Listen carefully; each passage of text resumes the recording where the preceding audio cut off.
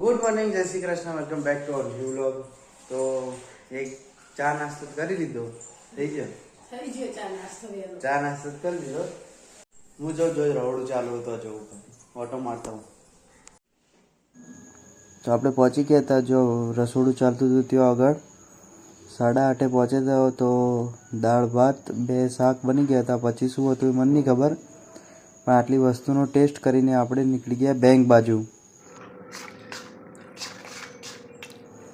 તો આજે મમ્મી બનાવી હતી ગળ્યા પુલ્લા અને તીખા પુલ્લા, મીન્સ કે ચીલા કો પુલ્લા કો જે કહેવું હોય.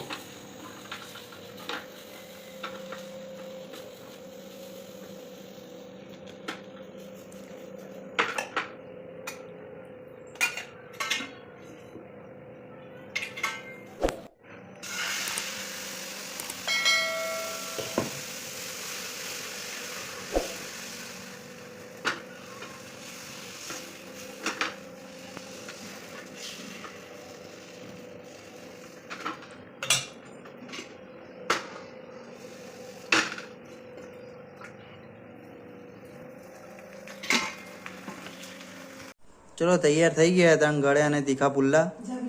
ત્રણ જમી લઈએ અને સાથે સોસ ને દહીં ત્રણ જમી લઈએ.